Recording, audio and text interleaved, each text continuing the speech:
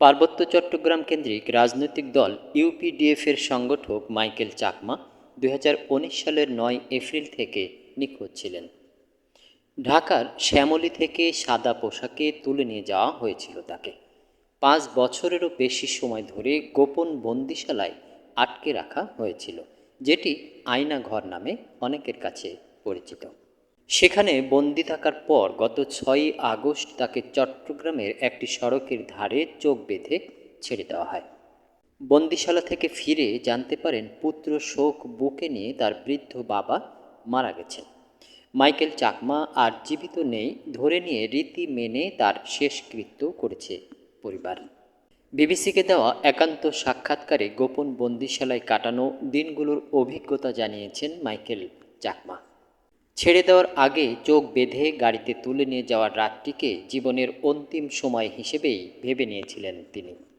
বিবিসিকে মাইকেল চাকমা বলেন, শেষ রাতে তাকে গাড়িতে নেওয়ার সময় কিছুটা আলগা করে চোখে কাপড় বাঁধা ছিল, যেটি এক পর্যায়ে গাড়ির সিটে ঘষে ঘষে কিছুটা নামাতে সক্ষম হন এবং আজানের পর কিছুটা আলোর দেখা পান। ২০১৯ সালের পর ৬ই আগস্ট ২০২৪ সালে প্রথম দিনের আলোর দেখা পান মাইকেল চাকমা। তবে তাকে যে এদিন ছেড়ে দেওয়া হবে সেটি কল্পনাও করেননি। ভাবছিলাম যে আমাকে কোথাও নিয়ে গিয়ে আজকে রাতে মেরে ফেলবে।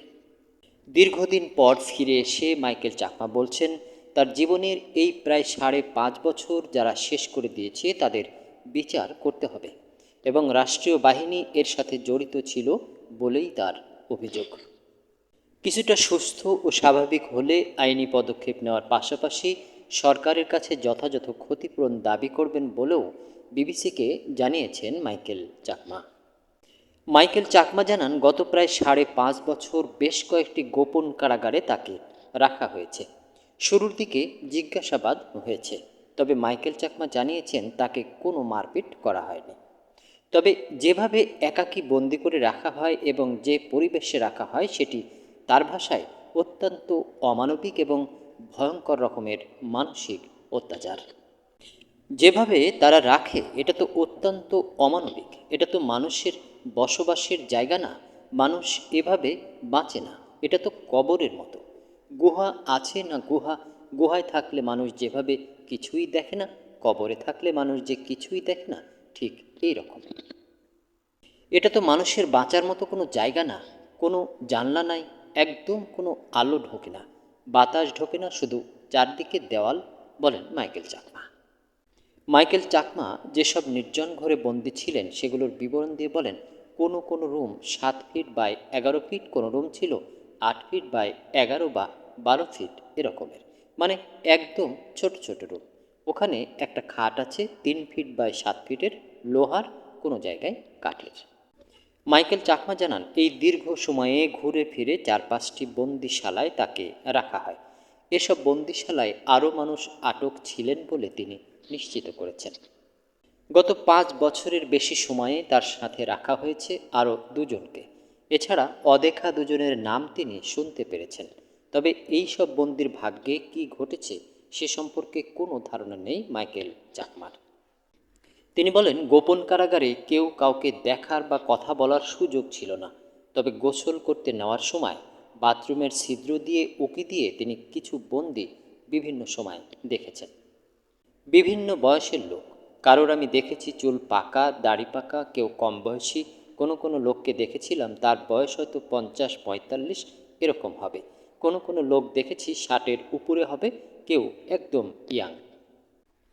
মাইকেল চাকমার সাথে ২ দফায় দুজন বন্দীকে একসাথে রাখা হয়েছিল। অত্যন্ত গোপনে কথা বলে তাদের পরিচয় জানতে পারেন মাইকেল। এছাড়া আরও একজনের নাম শুনতে পারেন যিনি পাশের রুমে বন্দী ছিলেন। একসাথে যাদের সাথে ছিলেন তার মধ্যে একজনের নাম সাইদুল, আরেকজনের নাম এরশাদ।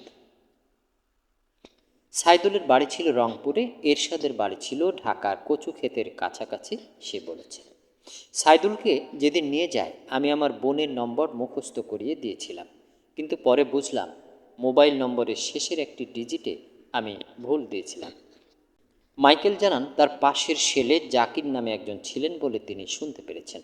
রুমে আটক বন্দীদের আরেকজনের সাথে কথোপকথন শুনে তাদের কোনো বাহিনীর সদস্য বলে মনে হয়েছে। ফিসফিস করে বলতো, আমি জাকির, আমি জাকির। আমার কাছে বারবার জানতে চেয়েছে শরীফকে তুমি চেনো কিনা। তিনি বলেছিল অপরজনের নাম শুনিনি, তাকে স্যার ডাকত জাকির। জাকির তাকে বলেছে আমাদের সম্ভবত কোর্ট মার্শাল হবে। জাকিরকে একবার পিটিয়েছে, মারধর করেছে। জাকির ওখান থেকে এসে বলছে আমাকে অনেক আজকে মারধর করেছে, ওহ পারছি না, আমার জ্বর উঠেছে। মানে তারা কথাবার্তা বলতো, তাকে ওষুধ দিত, আমি শুনতাম, এটুকু আমি শুনেছি তাদের কথা। সরকার পতনের পর গোপন বন্দিশালা কথিত আয়নাঘর থেকে আরও মুক্তি পেয়েছেন ব্যারিস্টার আহমেদ বিন কাশেম আরমান এবং সাবেক সেনা কর্মকর্তা আবদুল্লাহিল আমান আজমি। কিন্তু নিখোঁজ আরও অনেকের এখনও কোনো হদিস মিলছে না। সামাজিক মাধ্যমে নানা পোস্ট এবং প্রকাশিত গোপন নথি দেখে নিখোঁজ আরও অনেকের এখনও কোনো হদিস মিলছে না। সামাজিক মাধ্যমে নানা পোস্ট এবং প্রকাশিত গোপন নথি দেখে ভেঙে পড়েছে অনেক পরিবার। নিখোঁজ ব্যক্তিরা কারো সন্তান, কারো ভাই ও কারো স্বামী, আবার কারো বাবা। তাদের জন্য দীর্ঘদিন ধরে অপেক্ষা করছে পরিবারগুলো। এখন রাজনৈতিক পট পরিবর্তনের পর এসব মানুষের সন্ধান বের করার দাবি তুলেছেন গুমের শিকার পরিবারগুলোর স্বজনরা। সরকার পতনের পর প্রতিরক্ষা গোয়েন্দা মহাপরিদপ্তর ডিজিএফআই কার্যালয়ের সামনে বিক্ষোভ করেছে নিখোঁজ ব্যক্তিদের স্বজনরা। সরকার পতনের পর প্রতিরক্ষা গোয়েন্দা মহাপরিদপ্তর ডিজিএফআইয়ের কার্যালয়ের সামনে বিক্ষোভ করেছে নিখোঁজ ব্যক্তিদের স্বজনরা। এছাড়া গোয়েন্দা সংস্থা অফিস, সিটিটিসি কার্যালয়ের ভেতরে বন্দিশালার ঢুকে নিখোঁজ ভাই এবং অন্যান্যদের সন্ধান করেন মায়ের ডাক সংগঠনের সমন্বয়কারী সানজিদা ইসলাম। গুমের শিকার পরিবারদের সাথে করে ঘুরছেন আদালত থেকে অন্তর্বর্তী সরকার প্রধান পর্যন্ত গিয়েছেন সানজিদা। তিনি বলেন, গুমের শিকার ব্যক্তিদের সাথে কি ঘটেছে এবং কারা এর সাথে জড়িত সেগুলো খুঁজে বের করার দাবি তারা করেছেন। তিনি জানান, গত 15 বছরে কমপক্ষে 6 শতাধিক গুমের ঘটনা ঘটেছে। এর মধ্যে অনেকের মৃত্যুর খবর এসেছে, কেউ কেউ ফিরে এসেছে, আর এখনও অনেকে নিখোঁজ রয়েছেন।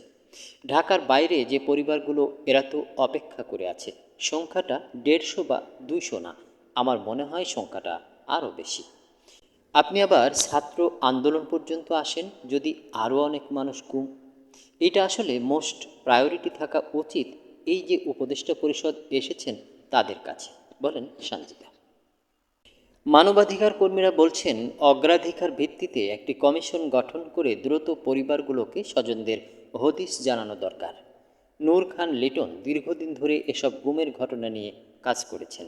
তিনি বলেন, দীর্ঘদিন অপেক্ষা করার পর অনেকে অন্যত্র বিয়ে করেছেন।